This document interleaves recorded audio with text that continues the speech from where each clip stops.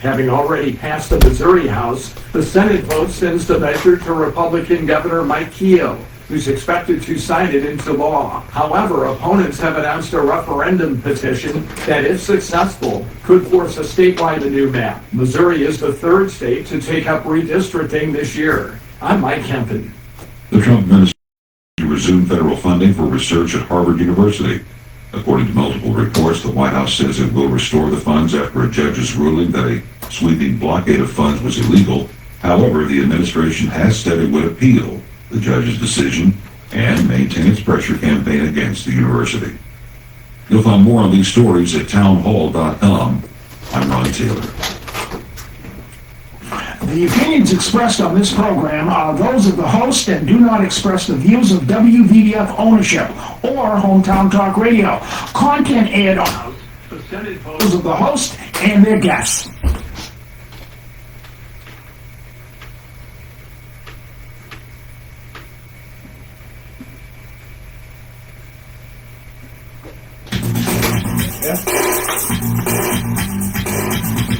Hey, Joey, what's happening? I mean, what's happening in Middleboro and surrounding towns? It's time for the Middleboro Weekend Review with your host, Joey Driscoll. Stay tuned for news, Middleboro news, here on AM 1530 WVDF. Hey, Joey, what's happening?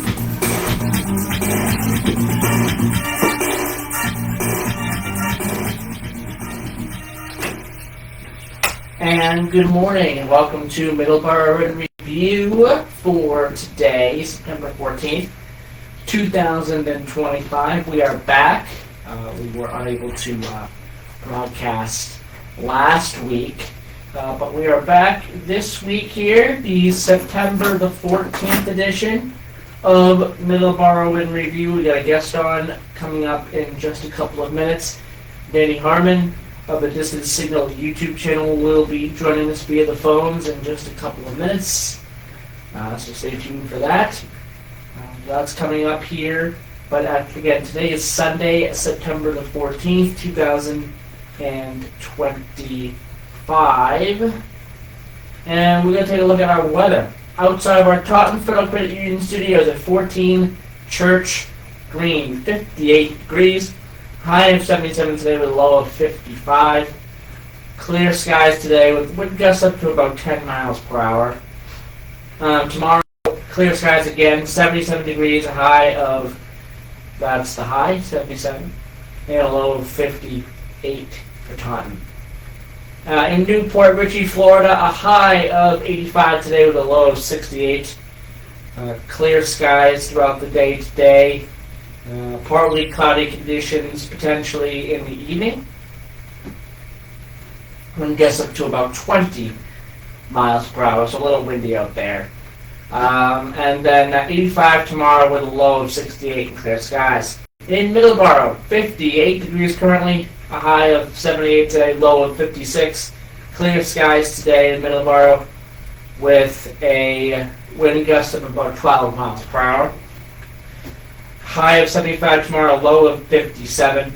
In Driscoll, Texas, high of 91 with a low of 74. Currently 75 degrees with cloudy conditions. And it is going to be, again, cloudy throughout the day. Clear skies tomorrow, high of 89, low of 74. And Driscoll, North Dakota, rainy conditions this afternoon. Potential thunderstorm also expected. About a 50% chance of rain for today.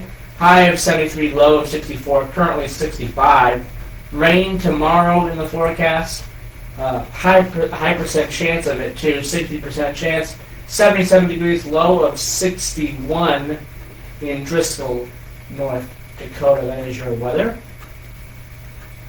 Now we look at our today in histories here for the 14th of September 2025. We have several, so let's do that now. 1998, telecommunications companies MCI Communications and WorldCom complete their $37 billion merger to form MCI WorldCom. In this day, in 2000, September 14th, 2000, Microsoft releases Windows Me, or otherwise known as Windows Millennium. Our birthdays for today: 1940, Larry Brown, American basketball player and coach. 1949, Steve Gaines, an American singer, songwriter, and guitarist. And Ed King, born on this day in 1949, also American guitarist and songwriter. 1950, Paul Kossoff, English guitarist and songwriter. And born on this day, our current Pope, Pope Leo the 14th. Born on this day, 1961, Wendy Thomas, American businesswoman, the daughter of Dave Thomas, the owner and founder of Wendy's, also of the Dave Thomas Foundation as well. And born on this day, 1970, Ketanji Brown Jackson, American lawyer and jurist, and currently a Supreme Court Justice as well of the Supreme Court of the United States. An Associate Justice of the Supreme Court of the United States is what I meant there. Passings on this day: 1638, John Harvard, English-American minister and philanthropist. 1836, Aaron Burr was born on this day, 1830. Was passed away on this day in 1836. He was shot and killed. Not shot and killed. He shot and killed Alexander Hamilton.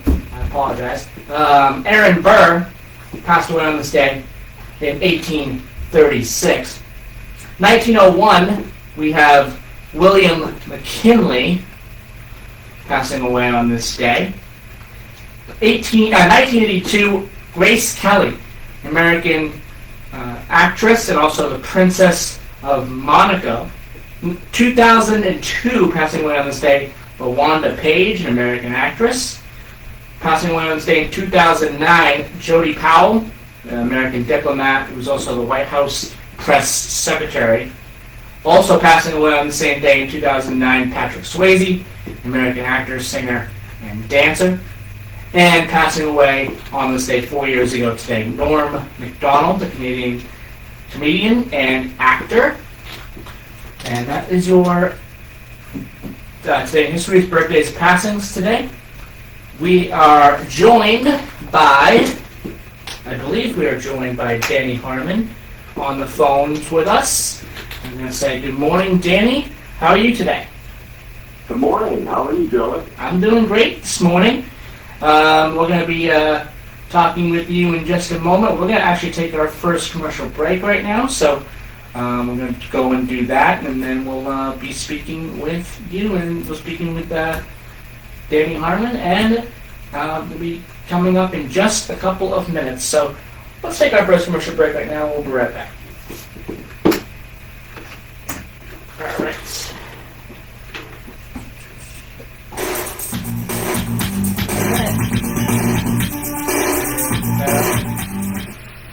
Okay, can you hear me, Danny? I can. All right, just making sure. All right, we're going to be going to a commercial break. Don will be joining us in about 2 minutes, 3 minutes maybe. So just taking our first commercial break now. Give him a chance to come in.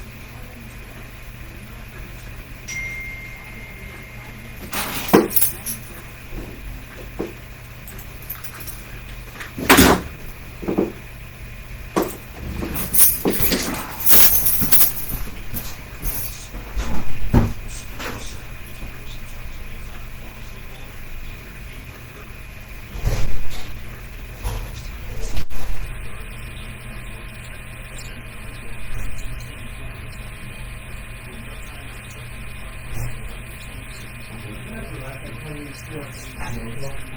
he's soft.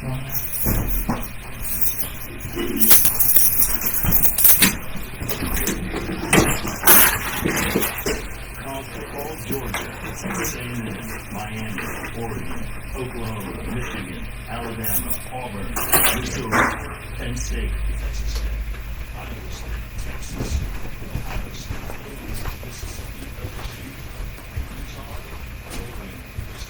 LSU beat Florida.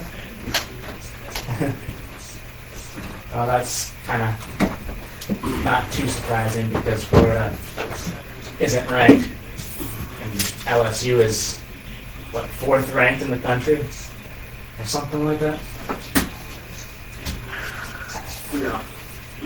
Yeah, LSU's ranked pretty high this year. Florida's having a really good season. South Florida's looking pretty good. They did lose yesterday, though. Morning, Danny. Good morning, Don. How you doing? Yeah. Where are you? You on a road trip? Where you at? Yeah. We're out in Colorado today. Where? Colorado? Colorado? Yeah. Oh, it's like 4 in the morning. Oh my God! I'm surprised you called us. It's 4, it's fucking 5:18 in the morning here. Jeez.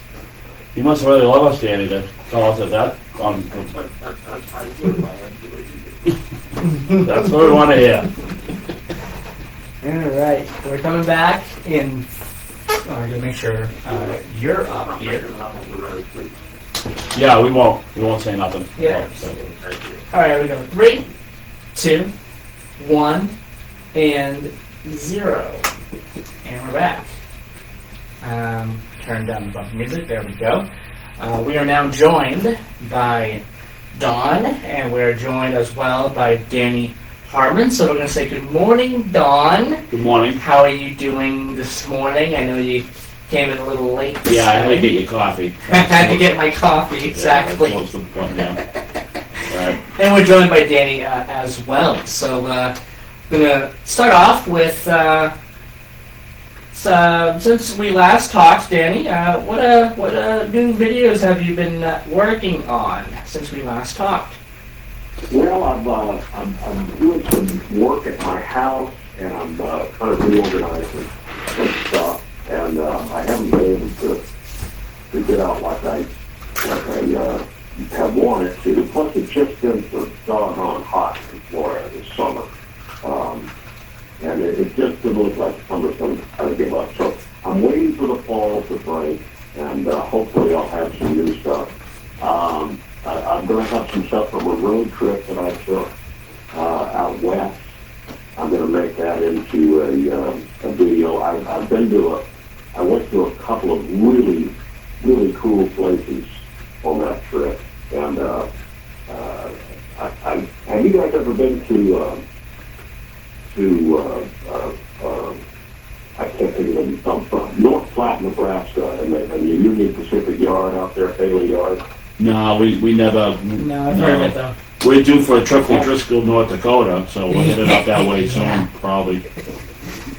That is something you should see. We went out there and it wasn't a highlight on my trip. We went out there to see some other stuff, and I said, well, let's just go to North Platte, and it was funny because my wife, she said, well, are you going to go to Bailey Yard and Bailey Tower?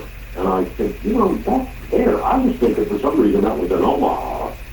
And I said, yeah, let's do that. So we looked at the Golden Spike Tower, and I thought, okay, it's kind of a touristy railfan attraction. But when I got there, I was just blown away. That place is so well done. It is absolutely the #1 railfan facility in the United States. I don't care who you are.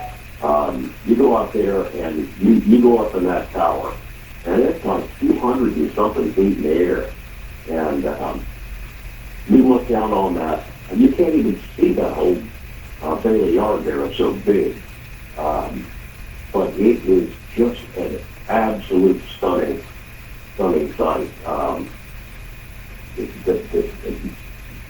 Just standing up there and watching all that stuff, you can see one hump yard, you can see the west hump yard, the east hump yard, you can see the whole diesel shop, you can see all the classification yards.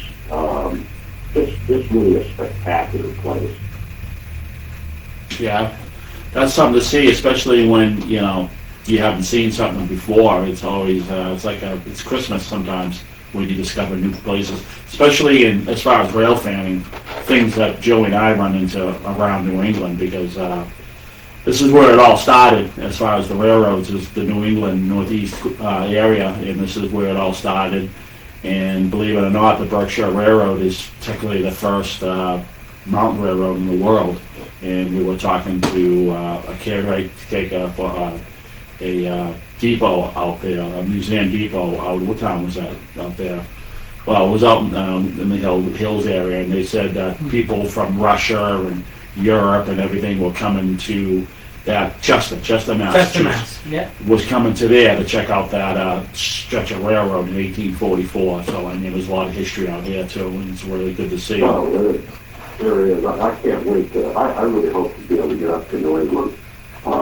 I don't know if I'm going to make it now this in 2025 or not, because I think I've kind of missed our window of opportunity there. But hopefully next spring we can make an extended trip up there and maybe hopefully get you guys to show us around. Yeah, you can make it like at the end of May. April's kind of don't come in April, because April's real wet around here and it's still cold.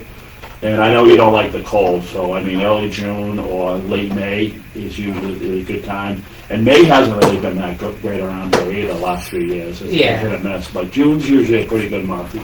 And it's nothing you can handle as far as the heat. It's sometimes it can get a little hot here, but not as much as what you guys do in Florida. So I mean that might be a good time to come down.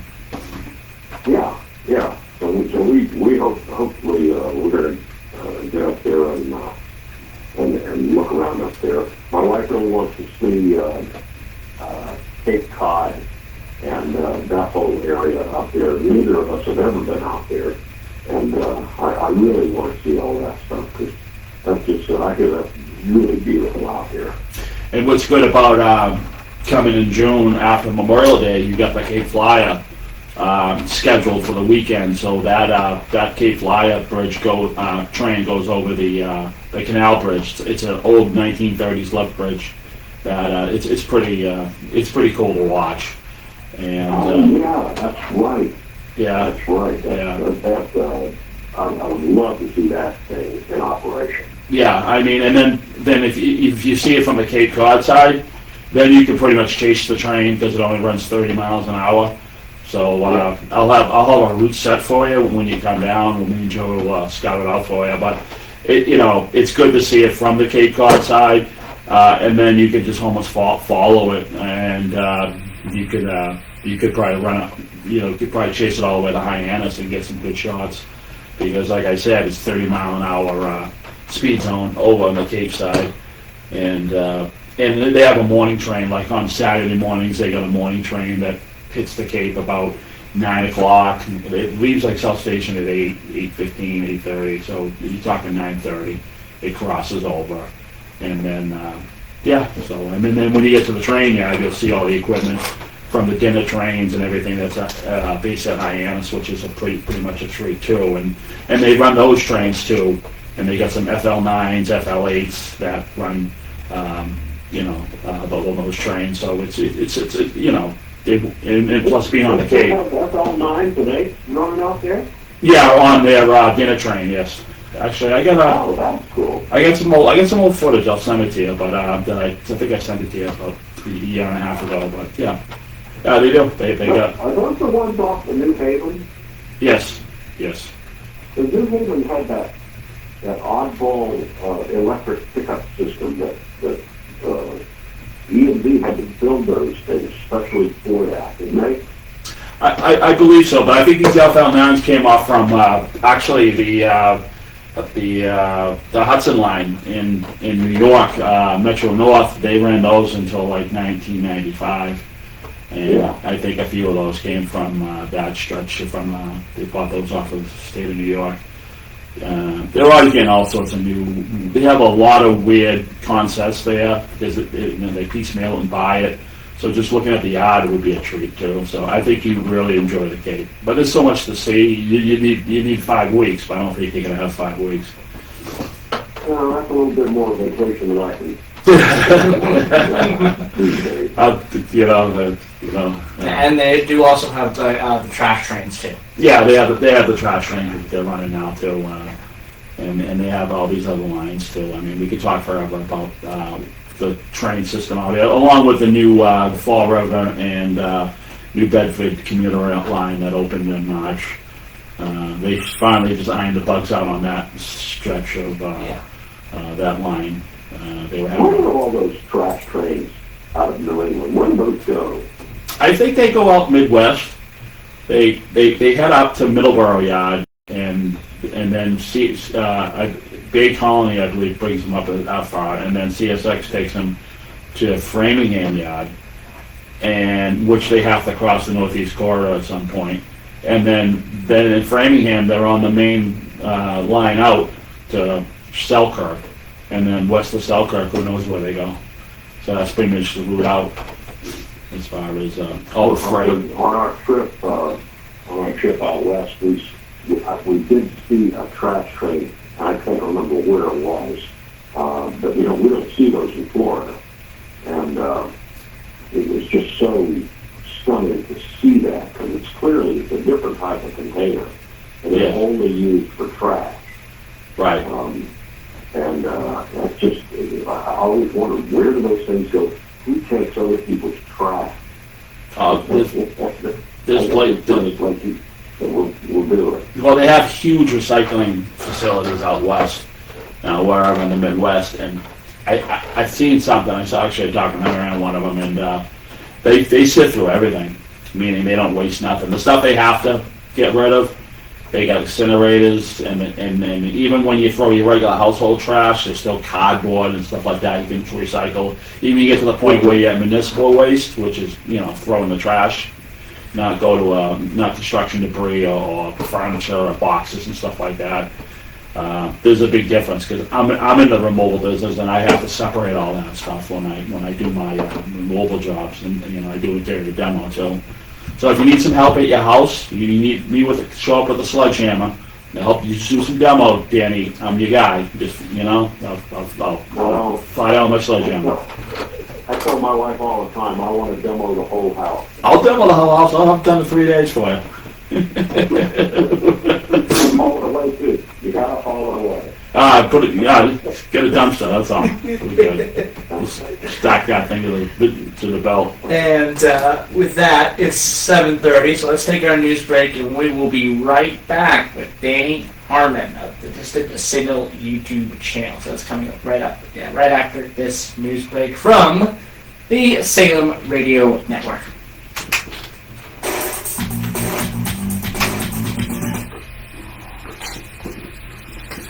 We're off the air, Danny.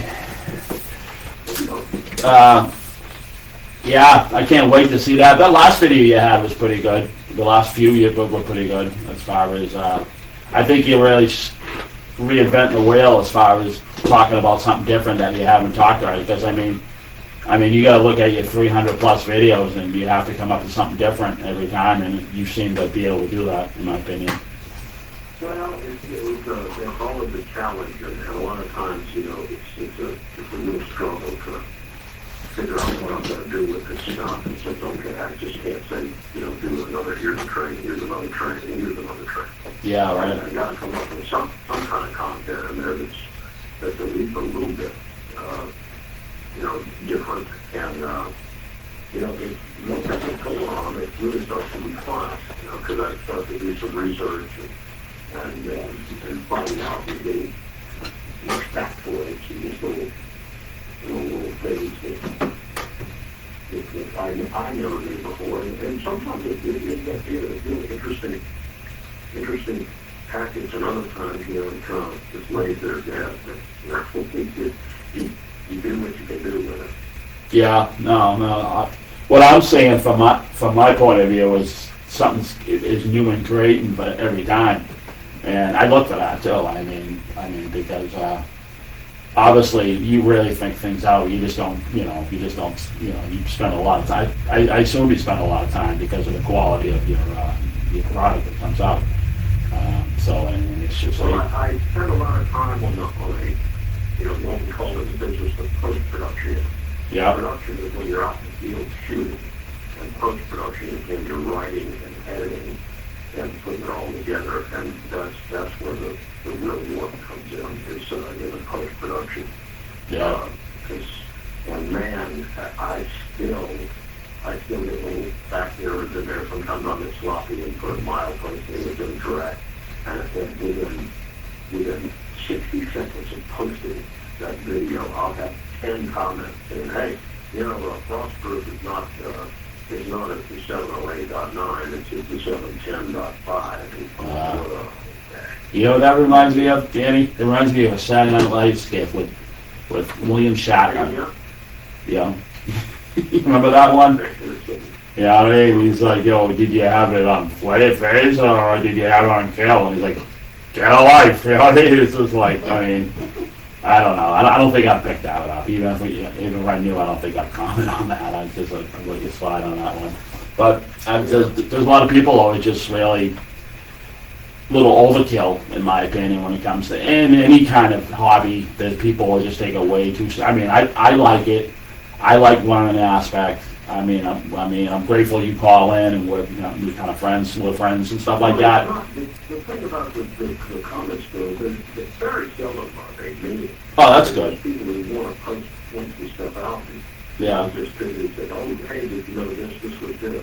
You Yeah. said it was this, but it's really this. Yeah. You may be interested to know that. Now, I almost never get mean comments, except I think just angry people who are up in the middle of the night and don't have anything else to do but they don't want to. Yeah. Yeah, no, yeah, I get it. You know what I mean? We've got a couple on Facebook. You know, when we first started posting on Facebook, some people from some kid from the UK was just trashing up. We didn't even know who this person was. You know what I mean? So Yeah. you don't know. And then we'll get some guy from Uganda who loved us. So I don't know. Yeah. Well, I don't have any Uganda fans. I got a lot from Australia, got a lot in the UK, and I've got several in Germany. Oh, you might have a couple. They're always very snooty about the quality of our rails. Oh, really? And say, how can you get trained down those things? You know, Yeah. you can come to Europe and see how it's really done. No. I mean, we got. Response, I always say, you know, that's the difference in when you have government pay for everything and when you have private enterprise. Yeah, right. But I mean, no one had. We have the best freight system in the world, in my opinion. I mean, look it up. Absolutely, no one moves the tonnage that the United States does. Right. Nobody. Are we getting back on? About a minute. When I post my rail type videos, I notice that quite a few of the viewers that I get, I mostly post like shorts and stuff for the rail stuff, but most of the viewers that I get are from India, which is they're very. That's interesting. I have a few from India, and that's India, from Pakistan. You get the views on the shorts because, people are just flicking through the YouTube or whatever, and they're checking them out. That's why the numbers are so high. I mean, we haven't did anything in 2 years when we did 31 segments of Sachem Rails. Yeah, but I've revived that channel. I've posted some stuff. Yeah, we haven't really did anything. We're going to start opening that up, and we got a lot of footage with extra, but we don't know how to edit yet. And it's all live, and it's just we don't have the time to edit. Obviously, you know how much time that takes. It takes a lot of time to do it right. I think a lot of the material that we have. What's that, Danny? It was fun. Yeah. Oh, yeah. Yeah. Trying to get Joey to play ball over here. It's hard. Editing is You just not don't fun at all. You don't know how to do it. That's why. I have a beginner's beginner's, understanding of We it. got hours and hours of footage. I mean, only if you could just do it. I mean, the people would really love it. I mean, I have to shift through it. Yeah, I mean, we got So, hours of I have to and I'm shift sure through all the Danny, material. You're just going to do it, if you really want to do it, just do it one small bite at a time. Don't think you got to do the whole thing. Yeah. That's what stops me from doing all kinds of projects. My wife will tell you all the time. I just, a lot of stuff I do when get done because it just seems so overwhelming, but it's just a small project. And you just start doing those things in really tiny little bites, it's much easier to do. Oh yeah, absolutely. Yeah. yeah. I mean, you pick a subject like crossings or Ys and stuff like that, dead ends. I still want you to do a dead end video, but I'm not sure how much dead ends you got over around the Tampa area as far as end of track. We've got quite a few. I've got a lot of ending track places throughout the I have don't know how much of a video I can make out of it, but that's a good idea. end of track. I mean, I'm big on end of track. I really like looking at end of track. All right. Here we We're on go. the East Coast, like ocean, Here we go. 3, 2, 1, and 0. And we're back here as I turned on bumper music. There we go. It is 7:38 a.m. All right. Well, the big news story since we've talked to Danny is that apparently, again, I think this is in early talks. I know this has been announced, but it's kind of in the early stages. I would say it's probably not going to happen for a couple of more years, but the merger of Union Pacific and Norfolk Southern. Danny, your thoughts? Well, I'm telling you, I don't know how they're going to do it. I don't really know anything about mergers and how those things work.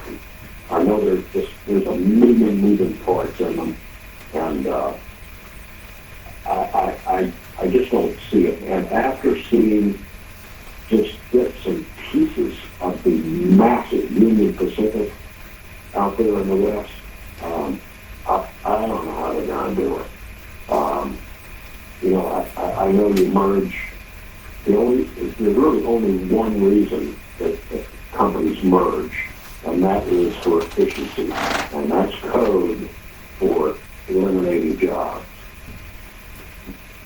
I don't say that they won't be able to do it, but it's going to be a mammoth job. And I think CSX and BNSF have a pretty good response to this right now with this partnering program that they started. And they really seem to be committed to really efficient, fast, coast-to-coast service. Now, whether that's going to be an adequate response to the UP-NS merger, I don't know. But you're talking about two totally different types of railroads out there. You got one railroad in the east that's, that operates in a really tight eastern territories, and it takes longer periods of time to get over shorter distances of land in the east because of all of the curves and the twists and turns that we've got here. But I don't know enough about it to really comment on it, other than just the way I feel, and I think that's what most other rail fans do. I think a lot of rail fans just care about the color of locomotives and what that's going to do for that. Yeah. I don't really have a feeling for that. I am sure that if the merger does go through, it's just going to be Union Pacific in the east. I don't think it's going to be UP-NS or anything like that. UP is just too big, and everybody that they've merged with, if you've noticed, the SP and the MOPAC and the Western Pacific and everybody else that UP got out here, they didn't change the name of anything. I mean, it's still Union Pacific everywhere you go out there. Yeah, Danny, and also too, and how you pointed out over the course of the video, you DPU video, and that's something I think they really started doing, 10 years ago, 8 years ago.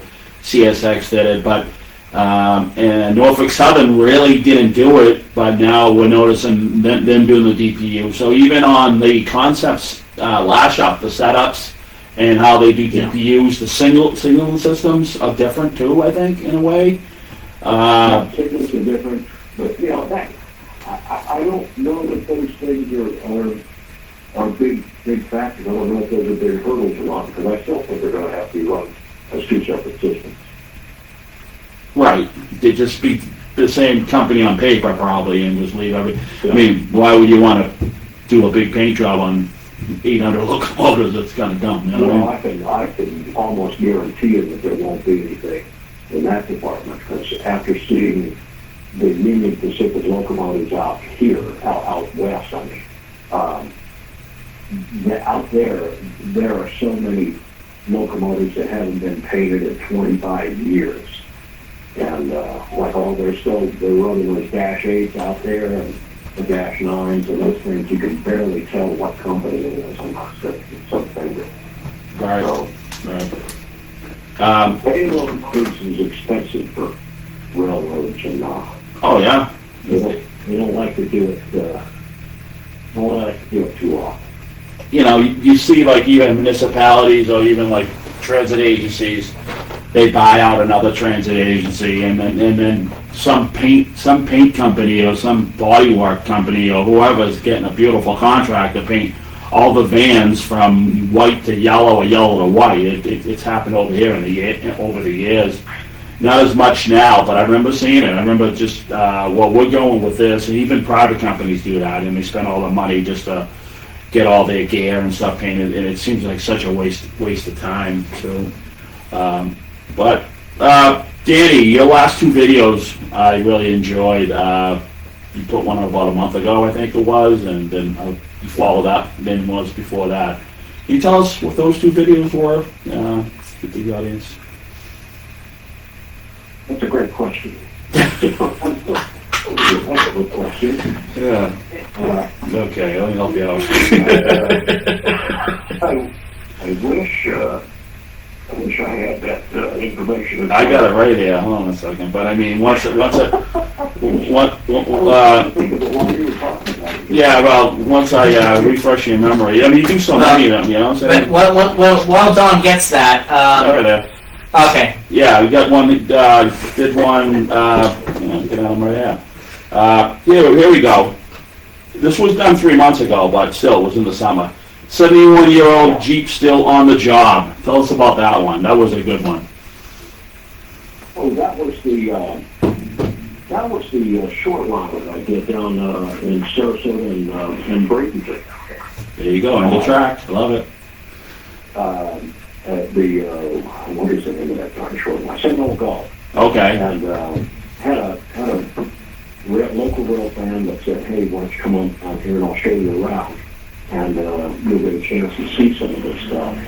And we went and chased that locomotive all morning in really rainy weather, and just watched a real old short line still getting it done. That old, I think it was a Jeep 9. Is that what that was? Yeah, I believe so. Yep, 71-year-old Jeep still on the job. Yeah. Yeah, and just amazing. We chased that thing around all morning, and something, you never know what's going on in your own backyard. But that guy had a ton of customers down there. I think they served 12 customers that day, and it was really refreshing to see that, a short line like that, in a metropolitan area that's really primarily a residential place like Sarasota and Bradenton. They've got some industry down there, but it's all very light stuff. But they're still serving. And one thing I was really surprised to see was they were serving the Sarasota Herald Tribune down there with newsprint and everything. Right. I didn't think anybody get newsprint anymore. Yeah, and you did another one, the Hunt for Trains on the Florida A-Line. That was about the same time. I think that's what I meant. You did a couple back-to-back. A couple of trips in June Yeah, up there, up to Alaska, Florida, which is in northeast Florida, just below Jacksonville. yep. And that was just really a lot of fun because I just don't go up to that part of Florida very often. You know, in that I call it the quiet part of the Florida East Coast over there because it's not on the I-95 corridor. It's inland about 40 miles. You know, and the towns are smaller. And nobody's ever heard the names of them. Right. And it's just, it was really cool seeing that stuff. But, you know, the Amtrak's really fly down that stretch of the line there. Oh, yeah. I've had the privilege of taking out. I've always been in the train, so my mother lived in over in Holiday and Newport Richie area for years. Just over on the West Coast side, wasn't she? Yeah, right. And I took the train down. I remember going up through Stark when they ran that through not Gainesville, but through Ocala, going that line when they used to split the train up at Jacksonville.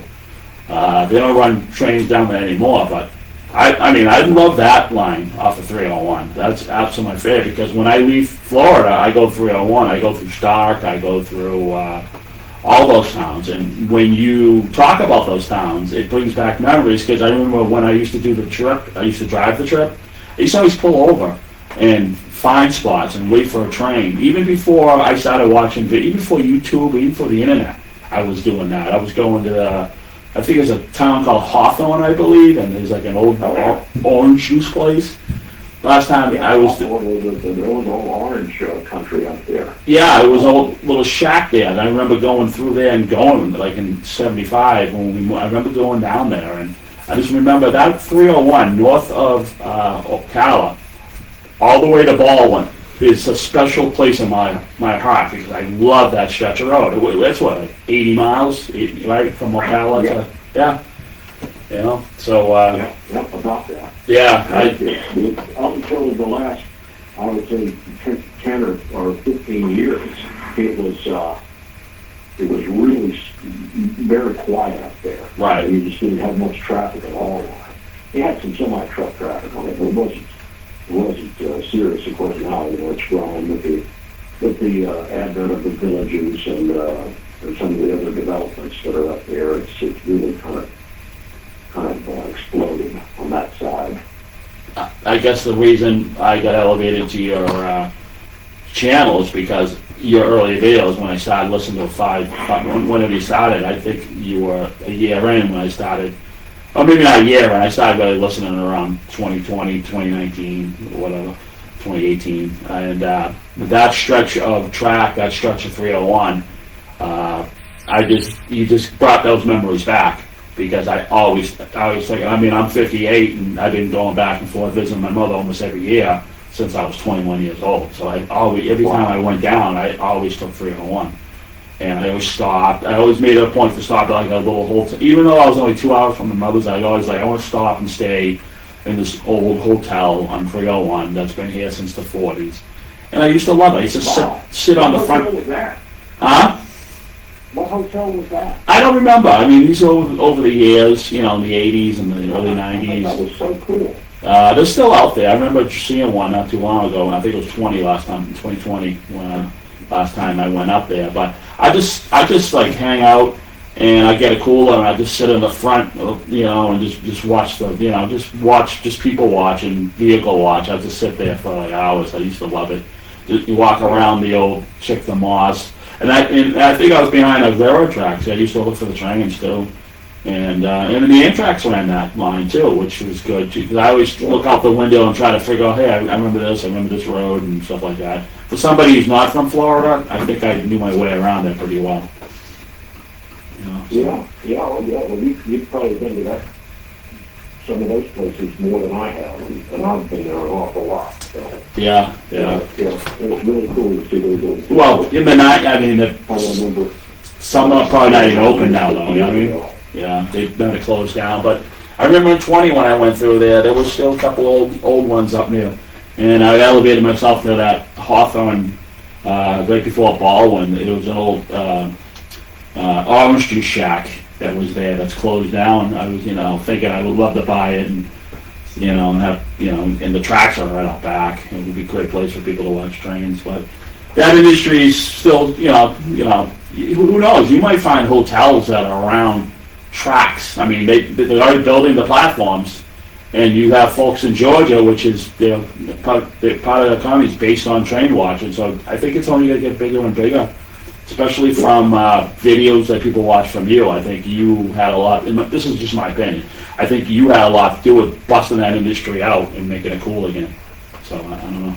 Well, I appreciate you saying that. It's just in the waters. I think, in my opinion. Joey. So another topic I want to bring up here, here in a couple minutes we got left, is railroad advertising. The reason why I bring this up is there's an event coming up in Wyoming at the American Heritage Center, which is at the University of Wyoming. They're inviting the public to the opening of The West is Waiting, which is an exploration of railroad advertising. A new exposition curated by Callie Modell that examines how the railroad shaped Western migration, settlement, and everyday life. Spanning from the arrival of the Transcontinental Railroad in Wyoming in 1867 through the 20th century, the exhibit will highlight many ways railroads promoted the West through advertising. Visitors will encounter a wide variety of materials: postcards, illustrated maps, matchbooks, fine art, photography, and much more, reveal how deeply the railroad influenced Western culture and identity. And this exhibit will also feature items from the collections the AHC holds on railroad history, which includes the Union Pacific Historical Society, the James L. Ehrenberger Western Railroad Collections. Public is invited to the opening reception, again at the University of Wyoming, with light refreshments, Wednesday, September 24th, 5 to 7, and this exhibit, it runs through March of 2026. So, railroad advertising. Danny, what are some railroad advertisements that you've seen in the past that maybe are some of your favorites? Just look at his fence.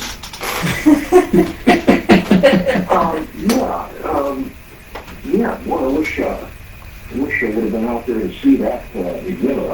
That would be incredible. You said the University to the University of Wyoming? Yes. Wow. We were just right up the street from that. Well, I guess some of my favorites were, the old B&O and the C&O ads that you used to see in magazines. Of course, I love the old Seaboard ads, advertising all of the passenger service and all of that stuff. Just really, and contemporarily, if that's a word, I love the Union Pacific ads that they were running back in right after 2000. The ones that were titled "England America" with Sam Elliott's voice on them. Those Yeah. were great ads. Sam Elliott, I think that's the guy to get. Yeah. That's awesome. Yeah. Yeah, I mean, when it comes to railroads and advertising, immediately the thing that come to mind is Amtrak. The old Amtrak commercial. You read my mind, Joe. The old Amtrak from the 80s. Yeah. Yeah. Oh, I completely forgot about that. Yeah. Amtrak, of course. And the My all-time favorite ad was the Christmas ad that Amtrak ran with a woman and her daughter on an Amtrak train, and they were going from someplace in the Northeast to visit.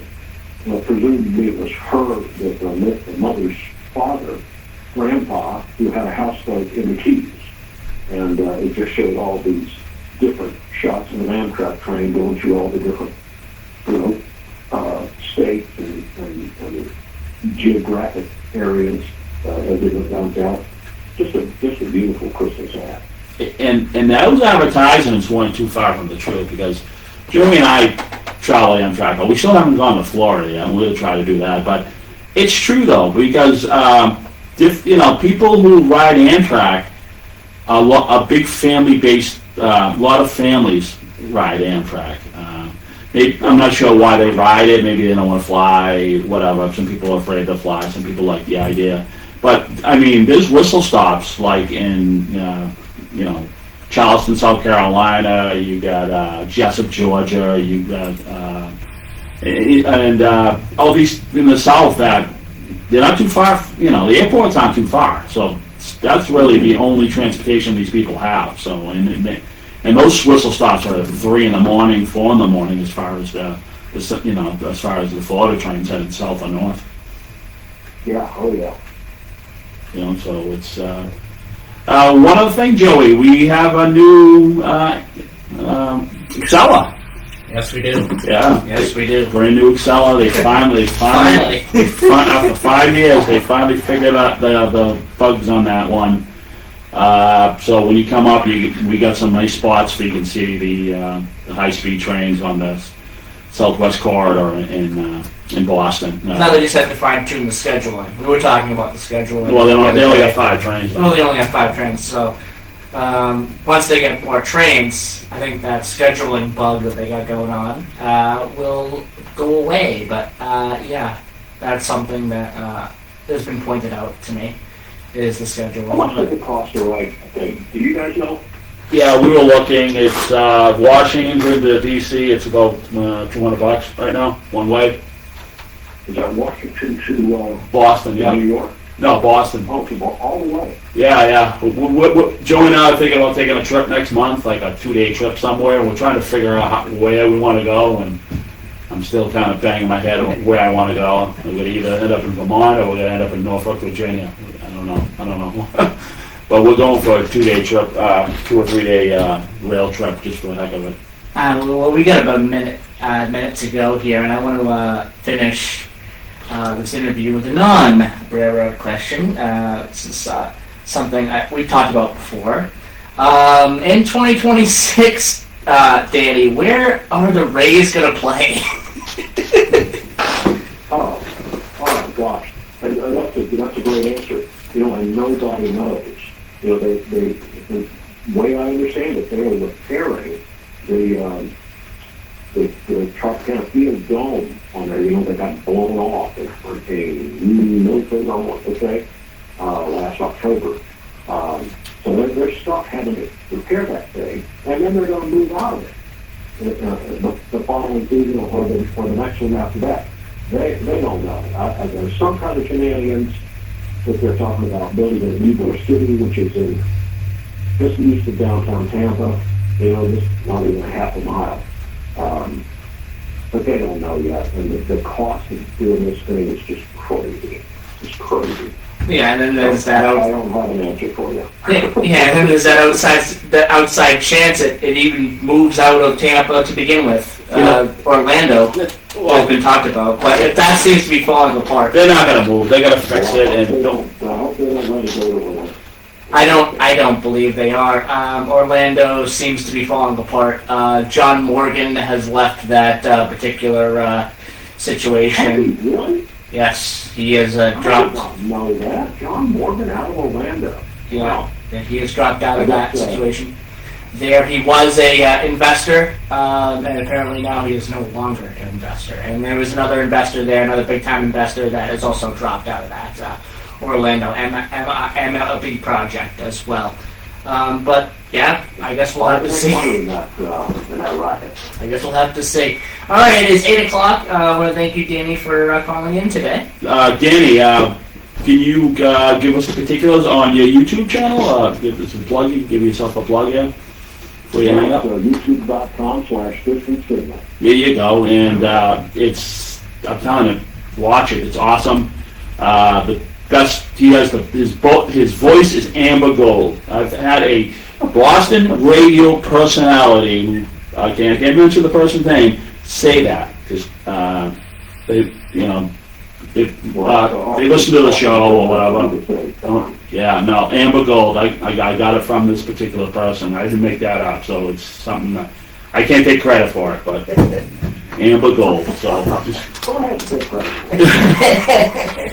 All right. Well, thank you so much, Danny, for coming in tonight. Danny, just stay on real quick. Quick question, real quick, and I'll let you go. 30 seconds after. All right. So we're gonna end the show today, and we'll be back next week, September 21st, 2025, the beginning of the NHL season for the Bruins and for Danny's Tampa Bay Lightning as well. Hopefully, both teams are going to be good this year, especially the Bruins. We'll see what happens. But we'll be back next week. Bye-bye. All right. Thank you for calling, Danny. Great interview. Oh, thank you guys very much for having me. I'm sorry, I think my phone's about to die. I'm not sure what the quality sounds like now, but No, it sounds all right. It's good. Yeah. battery like here. Just wanted to thank you, and we'll be in touch. And I'm not sure if I might be coming down in November. If I do, I'll let you know or whatever. I'm not sure. Definitely let me know if you come this way. I will. I'll definitely. And if we don't talk, maybe around Christmas time, we'll try to hook up again. And then we got our annual Super Bowl session. So maybe we'll shoot for around Christmas. But I'll be in touch. All right. Thank you very much. You guys have a good day. Yeah. Bye-bye.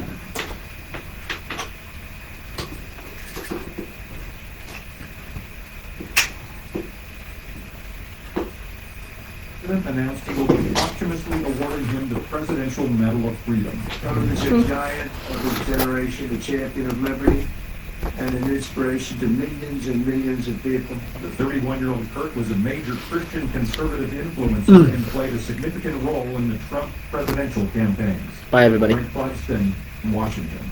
President Trump says he believes the Russia-Ukraine war would end if all NATO countries stop